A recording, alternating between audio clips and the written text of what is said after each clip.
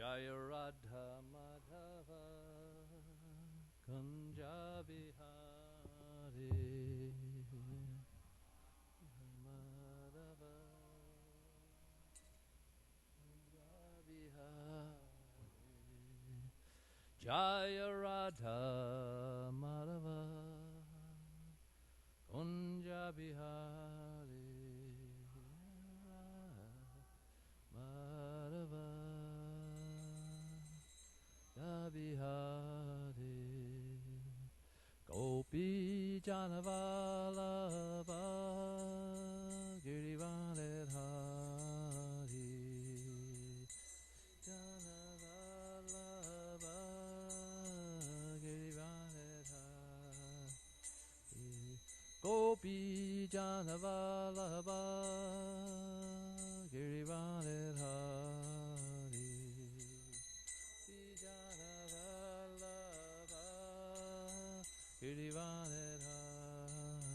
Yasoda Nandana Brajagana Ranjana Nandana Brajagana Ranjana Yasoda Nandana Brajagana Ranjana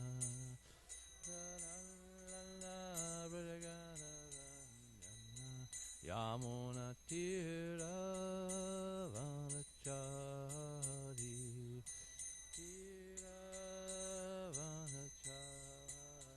Yamuna Tira Vanachari Tira Vanachari Jaya Radha Madhava Kunja Bihari Radha Madhava Kunja Bihari Jaya Radha Madhava Kunja Bihari Radha Madhava Kunja Bihari Gopi Janavalabha Girivardhari Janavalabha Girivardhari Gopi Janavalabha Girivardhari Janavalabha Girivardhari Yasoda Nandana Brajagana Ranjana Nandana Brajagana Ranjana Yasoda Nandana Brajagana Ranjana Nandana Brajagana Ranjana Yamuna Tira Vanachari Tira Vanachari Yamuna Tira Vanachari Tira Vanachari Jaya Radha Madhava Kunja Bihari Radha Madhava Kunja Bihari Jaya Radha Madhava Kunja Bihari Radha Madhava Kunja Bihari Jaya Vishnu Padma Hapsakatotaya Katari A.C. Bhaktivedanta Swami Srila Prabhupada Ki Ananta Gauda Vaishnavinda Ki Namacharya Srila Haridas Thakur Ki Prem Sakosha Krishna Chaitanya Prabhu Nityananda Srila Gadadhar Founder Srila Prabhupada Ki Shri Radha Krishna Shama Kund Radha Kund Giri Govardhan Ki Vrindavan Dham Ki Mayapur Dham Ki Navadvip Dham Ki Jamuna Mai Ki Ganga Mai Ki Tulsi Devi Ki Bhakta Devi Ki Shri Radha Golokananda Ki Samaveda Bhakta Vrindaki, Gaura Premanandi. All glories to the assembled devotees. All glories to the assembled devotees. All glories to the assembled devotees. All glories to Shri Guru and Gauranga.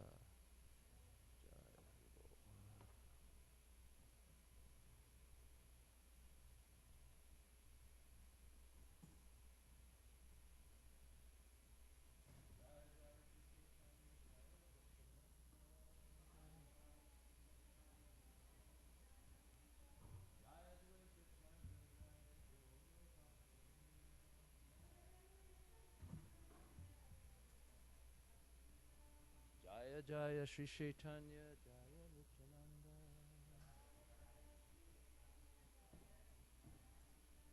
Jaya Dvaita Jaya Gaura Bhakta Vrinda.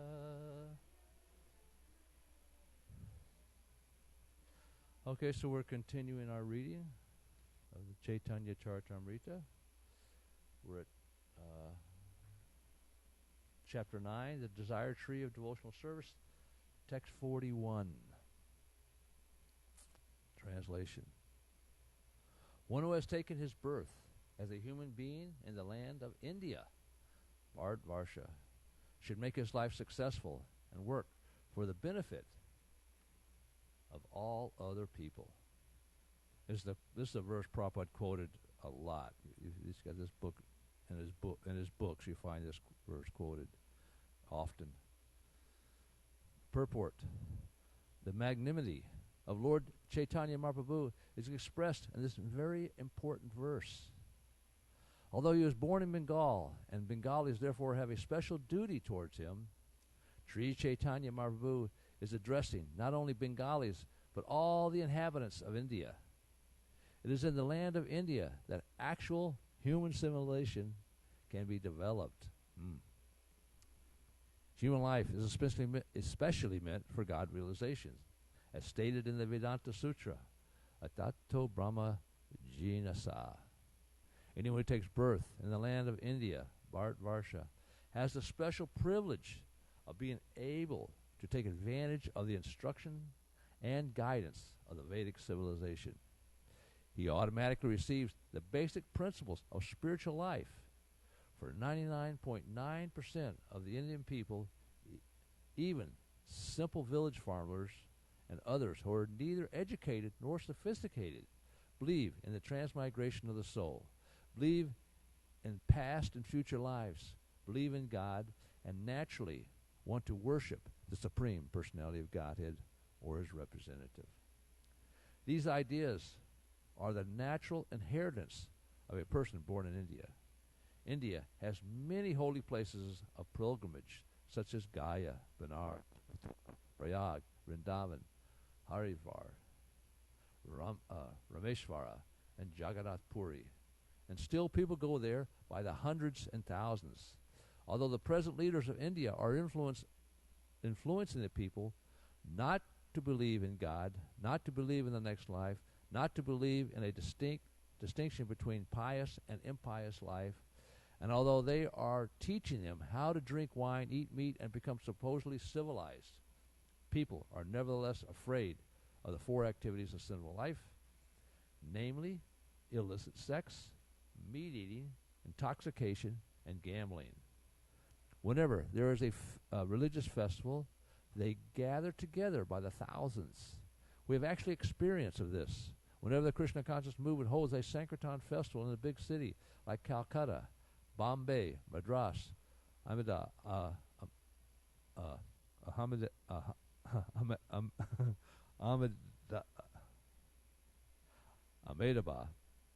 and Hyderabad, thousands of people come to hear. Sometimes we speak in English, but even though most people do not understand English, they nevertheless come to hear us. Even when imitation incarnations of Godhead speak, people gather in the thousands. For everyone who is born in the land of India has a natural spiritual inclination and is taught the basic principles of spiritual life. They merely need to be a little more educated in Vedic principles. Therefore, Chaitanya Mahaprabhu says here, Janma krata karikara para upakara. If an Indian is educated in the Vedic principles, he is able to perform the most beneficial welfare activity for the entire world. At present, for want of Krishna consciousness or God consciousness, the entire world is in darkness, having been covered by the four principles of sinful life: meat eating, illicit sex, gambling, and intoxication. Therefore, there is a need for vigorous propaganda to educate people to refrain from sinful activities. This will bring peace and prosperity. The rogues, thieves, and debauchees will naturally decrease in number, and all human society will be God conscious. The practical effect of our spreading Krishna conscious movement all over the world is now that the most degraded debauchees are becoming the most elevated saints. This is only one of India's humble service to the world. This is actually a miracle by Prabhupada. What was it? They asked him to perform some miracles. It says, I'm making demons chant and dance. So, if all Indians, and here he's kind of given the credit elsewhere, he's in the humbles, if all Indians had taken to this path as advised by Lord Chaitanya Mahaprabhu, India would have given a unique gift to the world, and thus India would have been glorified. Now, however, India is known as a poverty-stricken country. Whenever anyone from America or another opulent country goes to India, he sees many people lying in the footpaths for whom there are not even provisions for 2 meals a day. There are also institutions collecting money from all parts of the world in the name of welfare activities for poverty-stricken people. But they are spending it for their own sense gratification. Now, on the order of Sri Chaitanya Mahaprabhu, the Krishna conscious movement has been started, and people are benefiting from this movement. Therefore, it is now the duty of the leading men of India to consider the importance of this movement and train many Indians to go outside of India to preach this cult. People will accept it. There will be cooperation among the Indian people and among the other people of the world. And the mission of Sri Chaitanya Mahaprabhu will then be fulfilled. Sri Chaitanya Mahaprabhu will then be glorified all over the world, and people will naturally be very happy, peaceful, and prosperous, not only in this life, but also in the next. For as stated in the Bhagavad Gita, anyone who understands Krishna, the Supreme Personality of Godhead, will very easily get salvation or freedom from the repetition of birth and death and go back home, back to Godhead. Sri Chaitanya Mahaprabhu there requests every Indian to become a preacher of this cult to save the world from disastrous confusion. This is not only the duty of Indians, but the duty of everyone. And we are very happy that American and European boys and girls are seriously cooperating with this movement. One should know definitely that the best welfare activity for all human society is to awaken man's God consciousness for Krishna consciousness. Therefore, everyone should help this great movement. This is confirmed in Srimad Bhagavatam, 10th Canto, 22nd chapter, verse 35, which is the next verse quoted in the Chaitanya Charitamrita. I mean, one thing, Prabhupada, even when he was here, people they believe in God. A lot of people believe in God. Of course, that's changing hugely. But he said now that, even said back then, that the leaders are trying to teach people not to be, religious, like economics, that we need technology, this is, and you see now in India that they're winning the battle. Even though probably 99.9% of the people then, still believe in, reincarnation. But he says that these leaders are opposing this type of information. It's a pretty call to duty here. This verse by Sri Chaitanya Mahaprabhu, and you can see that Prabhupada and has taken it, and a lot of people from India have taken this to heart. We see all the Goswamis, they took it to heart, and we see, our Vishwanath Chakravarti Thakur, our acharyas, they took this very seriously. So the next verse Prabhupada said is that corresponds with this, from the Srimad Bhagavatam, 10th canto, 22nd chapter, text 35. It says that it is the duty of every living being to perform welfare activities for the benefit of others with his life, wealth, intelligence, and words. Purport. There are two kinds of activities, shreyas, or activities which are ultimately beneficial and auspicious, and prayas, or those which are immediately beneficial and auspicious. For example, children are fond of playing. They do not want to go to school or to receive an education, and they think that to play all day and night and enjoy with their friends is the aim of life. Even in transcendental life of Lord Krishna, we find that when he was a child, he was very fond of playing with his friends of the same age and cowherd boys. He would not even go home and take his dinner. Mother Yasoda would have to come out and induce him to come home. Thus, it is a child's nature to engage all day and night in playing, not caring even for the benefit and other important concerns. We just read that pastime in the Krishna book, where Krishna would go to the forest when he was first started doing the calves when they moved from the other side of the Yamuna. Still a young boy, 5 or 6 years, and they would stay relatively close, but they would manage a few calves, and he wouldn't want to come home and eat, and then Mother Soda would have to induce him. So the next paragraph in this verse of Srimad Bhagavatam, it is said that one should be interested in shreyas to achieve the ultimate goal of life. Shreyas, or good fortune, one should engage everything, including his life, wealth, words, not only for himself but for others also. However, unless one is interested in shreyas in his own life, he cannot preach shreyas for the benefit of others. That's extremely important. If you don't have it, you can't give it. You got to have it. To the extent of whatever you are at in spiritual life, that's only to the extent that you can share with somebody else. Whatever level you're at spiritually. You can't get prema if you don't have it. You can't get bhava if you don't have it. So the encouragement here is to become serious about one's sadhana, practice one's sadhana, and then whatever one has, they share to the degree. Even chant Hare Krishna, whatever simple things people can do. This is important. This verse cited by Sri Chaitanya Mahaprabhu applies to human beings, not to animals. As indicated in the previous verse by the words Manushya Yanma, these injunctions are for human beings. Unfortunately, human beings, although they have bodies of men, are becoming less than animals in their behavior. This is the fault of modern education. Modern educators do not know the aim of human life. They are simply concerned with how to develop the economic condition of their countries or human society. This is also necessary.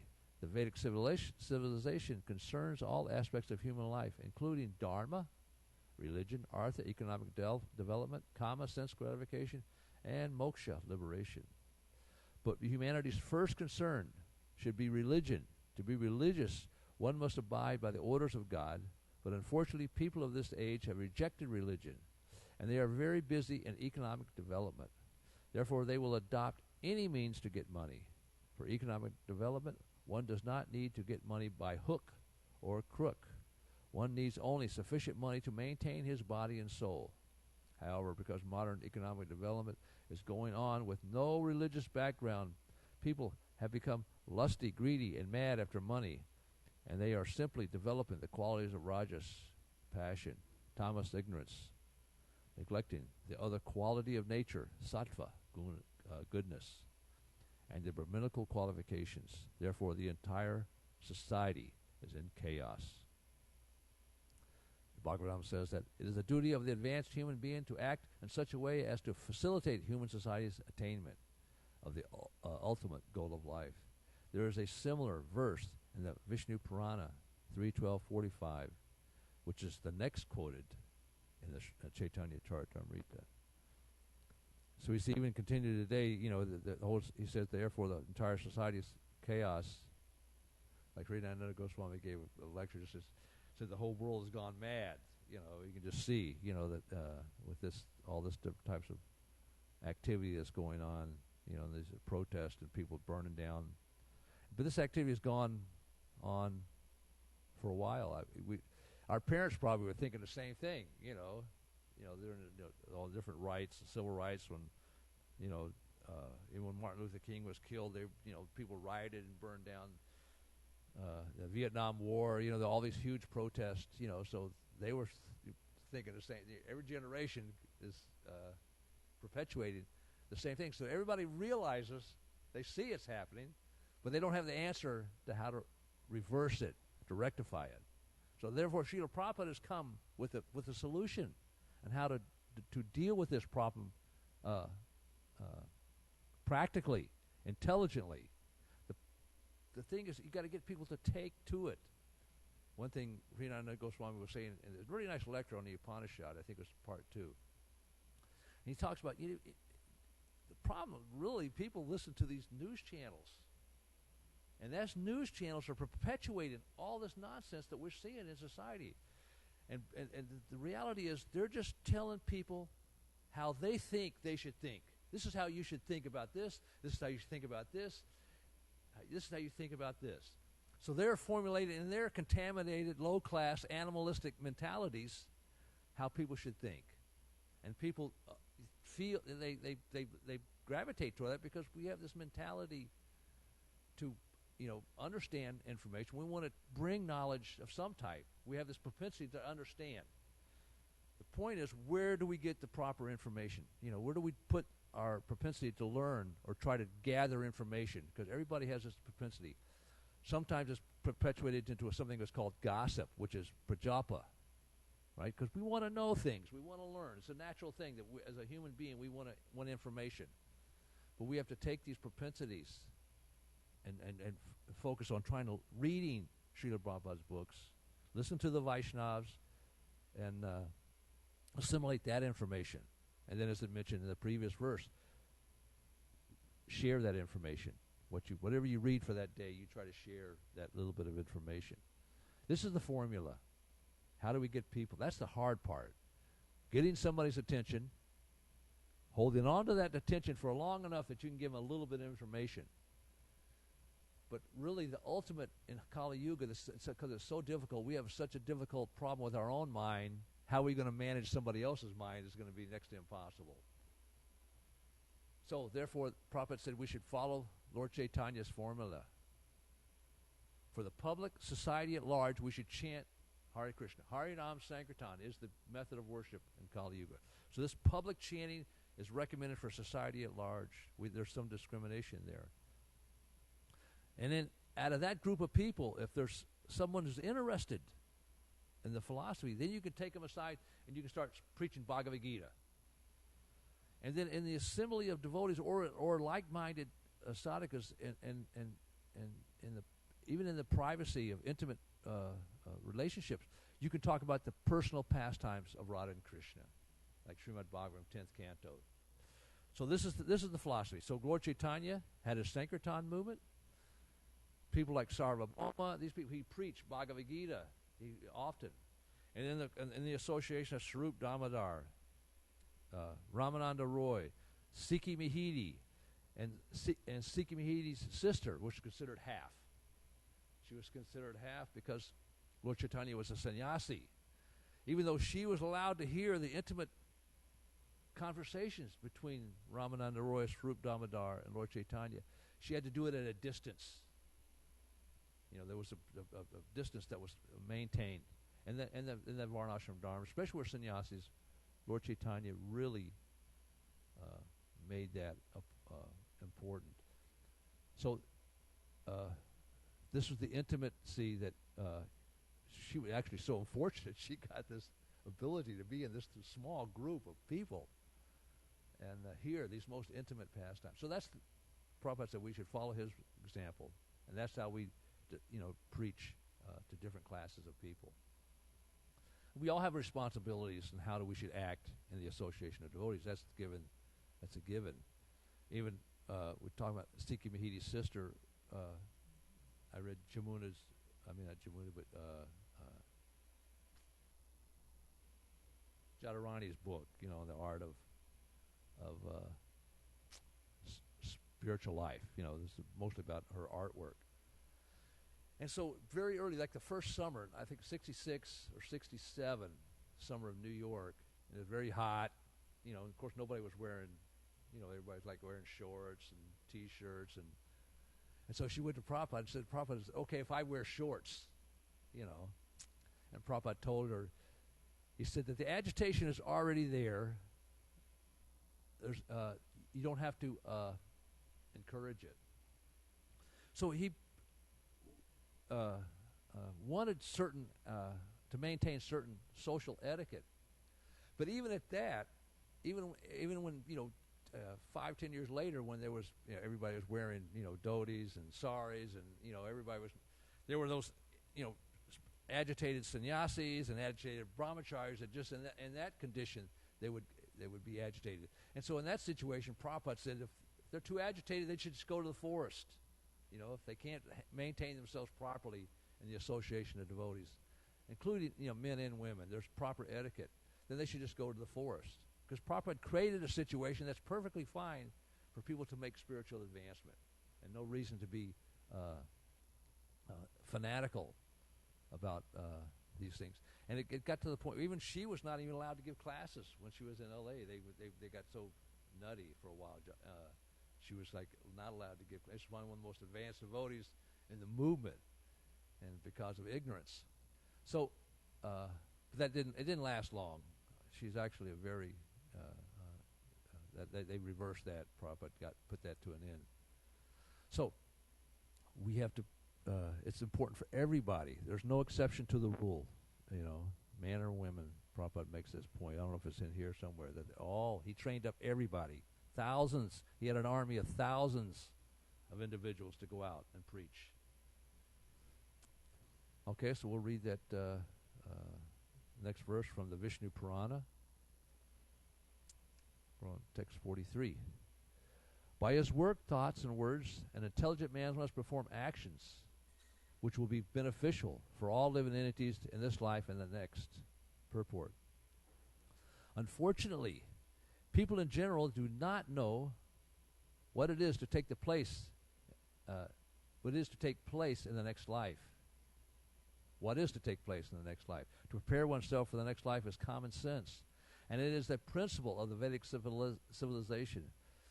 But presently, people throughout the world do not believe in the next life. Even influential professors and other educators say that as soon as the body is finished, everything is finished.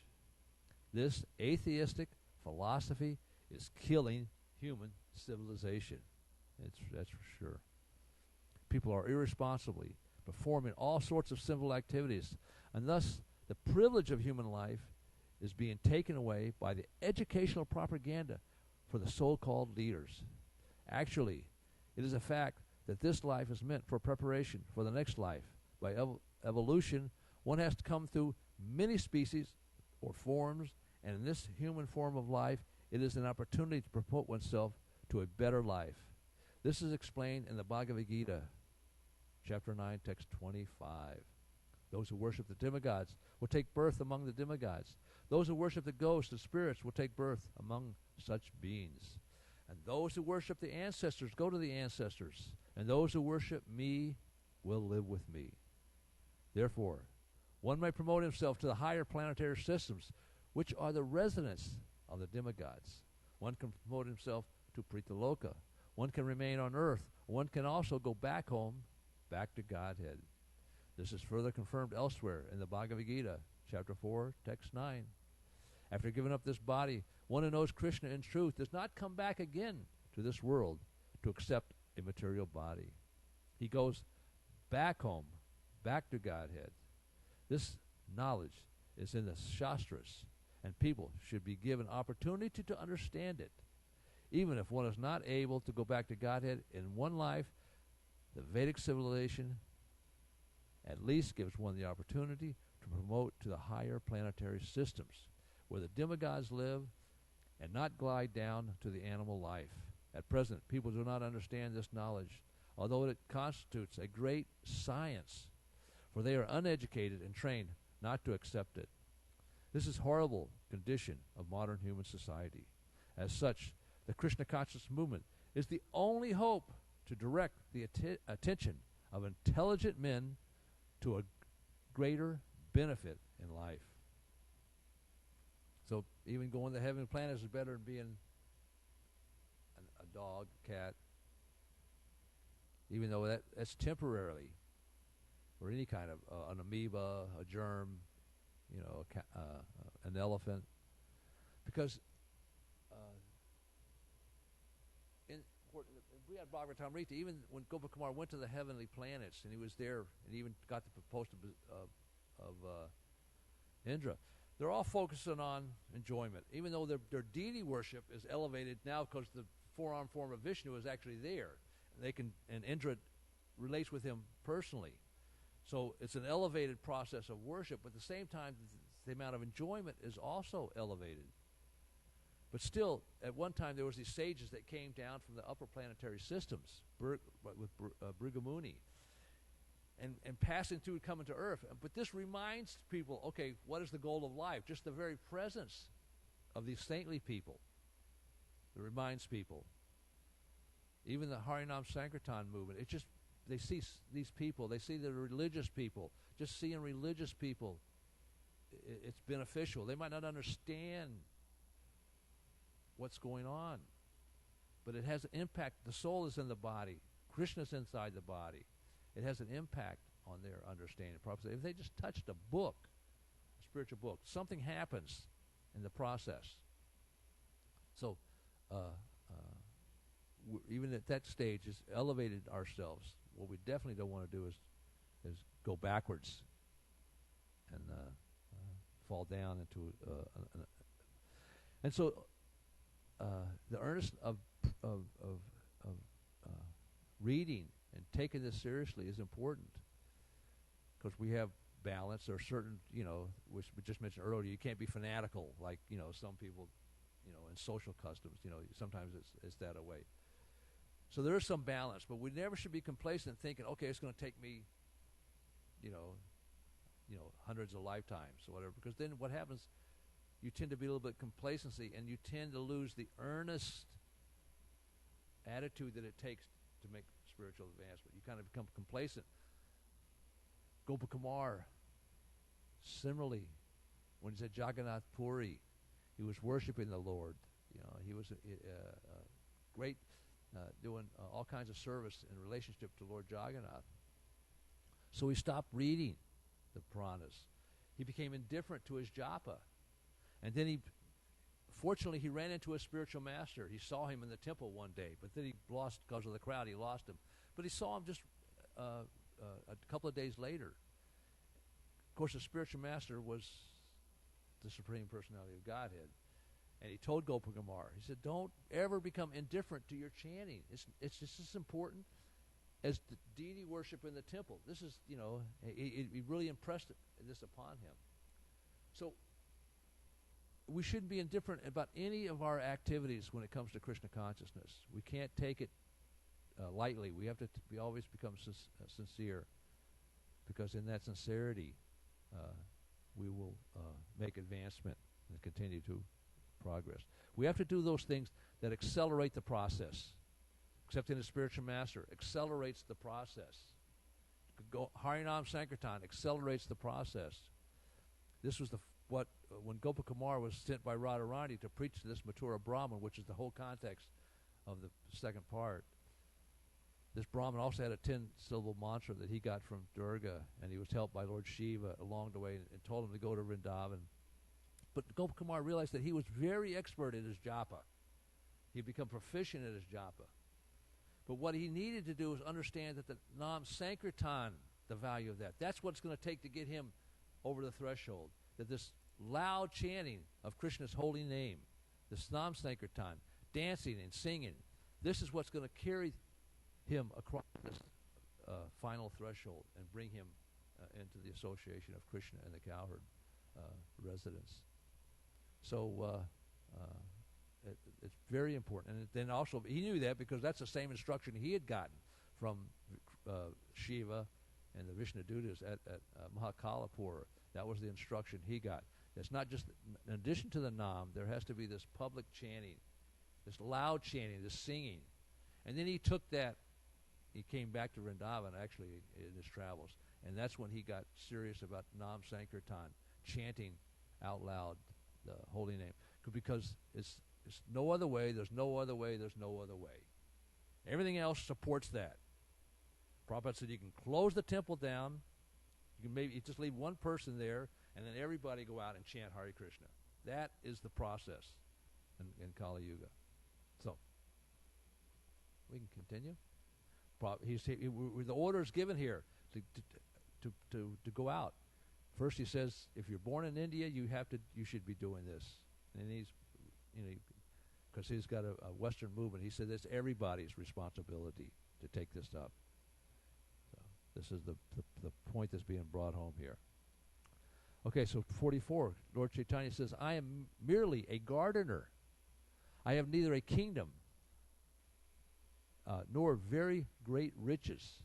I simply have some fruits and flowers that I wish to utilize to achieve piety in my life. Purport. In performing welfare activities for human society, Sri Chaitanya Mahaprabhu presents himself as being not very rich, thus indicating that a man need not be rich or opulent to act for the welfare of humanity. Sometimes rich men are very proud that they can perform beneficial activities for human society while others cannot. A practical example is that when there is a scarcity of food in India on account of meager rainfall, some members of the richer class very proudly distribute foodstuffs, making huge arrangements with the help of the government, as if merely by such activities people will be benefited. Bhaktisiddhanta was criticized, because his preaching movement. They said, well, why aren't you feeding the poor? These types of activities, building hospitals. You should be doing these things. But he understood what people need is not a temporary fix, but a permanent fix. He gave a solution and prescribing medicine that would cure your problem for good, not giving you something that would help you just for a day or 2 days. The real purpose of life, therefore, is to satisfy the Supreme Personality of Godhead. Sri Rupa Goswami describes this in the Bhakti Rasamrita Sindhu, that devotional service is so exalted that it is beneficial and auspicious for every man. Sri Chaitanya Mahaprabhu also declared that to propagate the bhakti cult of devotional service in human society, one does not need to be very rich. Anyone knows the art can do it and thus render the highest benefit in humanity. Lord Chaitanya Mahaprabhu takes the part of a gardener because although a gardener is naturally not a very rich man, he has some fruits and flowers. Any man can collect some fruits and flowers and satisfy the Supreme Personality of God in devotional service. As the Lord recommends in the Bhagavad Gita, chapter 9, text 26, one cannot satisfy the Supreme Lord by his riches, wealth, or opulent position, but anyone can collect a little fruit, a flower, and offer it to the Lord. The Lord says that if one brings such an offering in devotion, he will accept it and eat it. When Krishna eats, the entire world becomes satisfied. There's a story in the Mahabharata illustrating how by Krishna's eating, the 60,000 disciples of Durvas Muni were all satisfied. Therefore, it is a fact that if by our life, by our wealth, by our intelligence, by our words, we can satisfy the Supreme Personality of Godhead, naturally, the entire world will become happy. Therefore, our main duty is to satisfy the Supreme Personality of Godhead by our actions, our money, our words. This is very simple. Even if one does not have money, he can preach the Hare Krishna mantra to everyone. One can go everywhere, to even home, and request everyone to chant the Hare Krishna mantra. Thus, the entire world situation will become happy and peaceful. Anybody got any questions or comments before? Yeah, go ahead.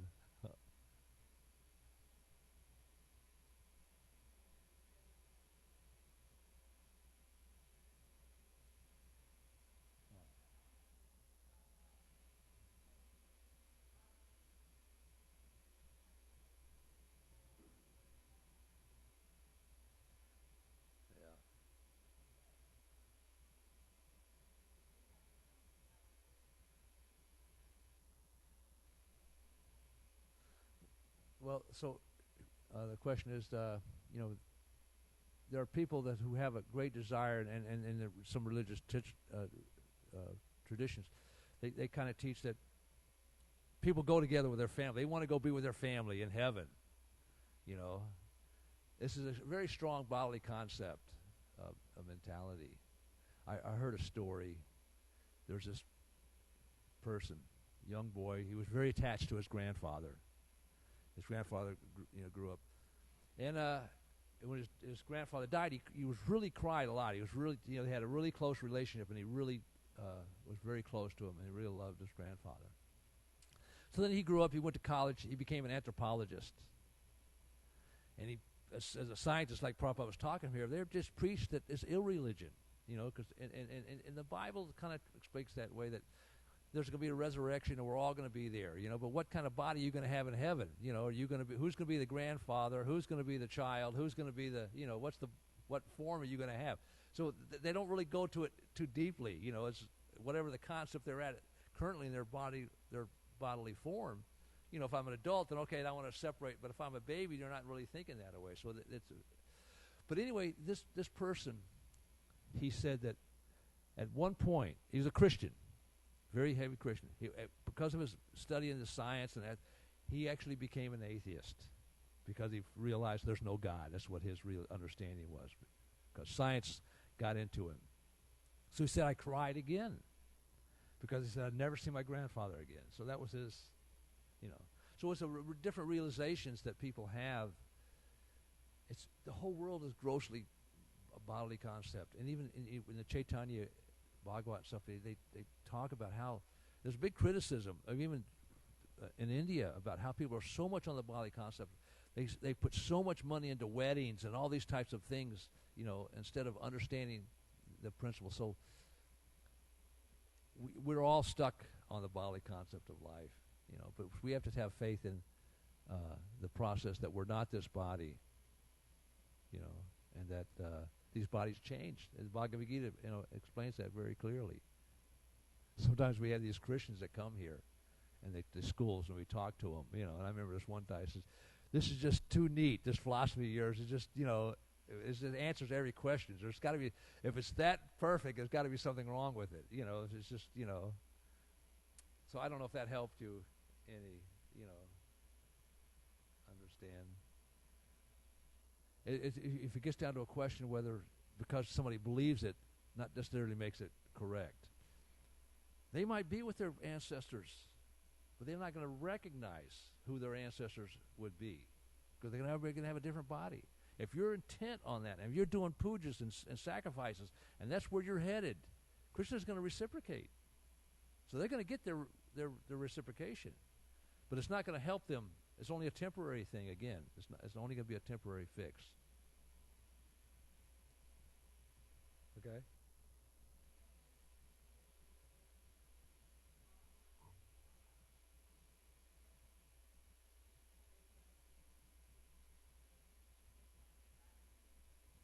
Yeah.